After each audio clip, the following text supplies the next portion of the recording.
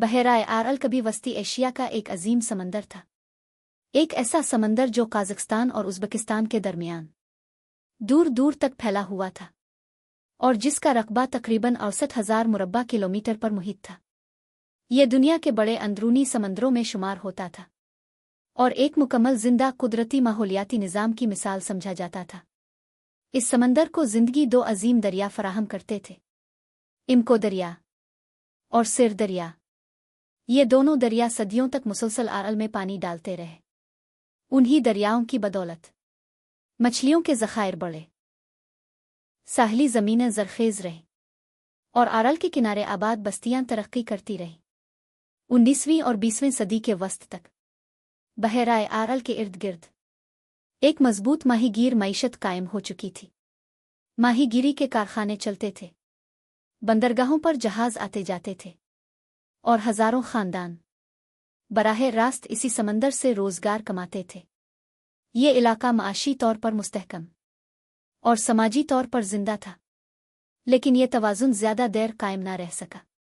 60 की दहाई में सोवियत यूनियन के मंसूबा साजों ने वस्ती एशिया को रोई का मरकज बनाने का फैसला किया। मकसद ये था कि सहरा नुमा इलाकों को बड़ी ज़री ज़मीनों में बदला जाए और कपास की पैदावार को बेहद बढ़ाया जाए। इस मंसूबे के तहत इमको दरिया और सिरदरिया के पानी को वसी नहरी निज़ामों के ज़रिए कपास और दूसरी फसलों की तरफ मोड़ दिया गया।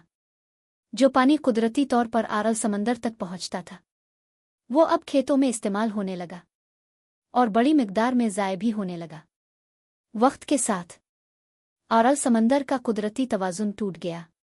पानी की आमद कम होती गई, सतह नीचे जाने लगी और समंदर आहिस्ता आहिस्ता सुकड़ने लगा।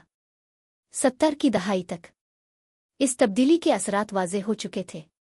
1980 तक बहराए आरल का रकबा तकरीबन आधा रह गया। फिर ये समंदर मुकम्मल तौर पर टूटकर मुख्तलिफ हिस्सों में तकसीम हो गया, जिन्हें बाद में नॉर्थ आरल और साउथ आरल कहा जाने लगा। जहां कभी नीला पानी लहराता था, वहां अब नमक आलूद सहरा फैल चुका है। समंदर की तह से नमक और जहरीले ज़रात अलिफाड़ कर फिज़ा में शामिल होने लगे। रेत और नमक के तूफान सैकड़ों किलोमीटर दूर तक जाते और ज़मीन, पानी और इंसान सबको मुतासिर करते रहे। इस तबाही के नतीजे में ज़री ज़मीनें बर्बाद हो गईं, पीने के पानी के ज़खायर आलूदा हो गए, सांस और दिल की बीमारियां बढ़ गईं और माहीगीरी मुकम्मल तौर पर ख़त्म हो गई। वो लोग जो नस्लों से समंदर से जुड़े थे, अचानक बेरोज़गार हो गए। कुनअज़, मोइनिक और दीगर साहली शहर वक्त के साथ वीरान हो गए। बंदरगाहें रेत में दफन हो गईं। जंग आलूद जहाज़ खुश्क ज़मीन पर खड़े रह गए, जैसे किसी भूले बसरी तहज़ीब के आसार हों। माहिरीन के मुताबिक बहराए आरल के खुश्क होने से पूरे खित्ते का मौसम भी बदल गया।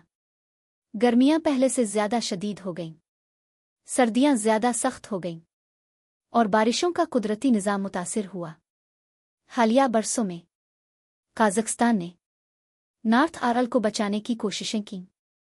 डैम बनाए गए, नहरी निज़ाम बेहतर किया गया, जिसके नतीजे में पानी की सतह कुछ हद तक बढ़ी और महदूद पैमाने पर मछलियां वापस आईं।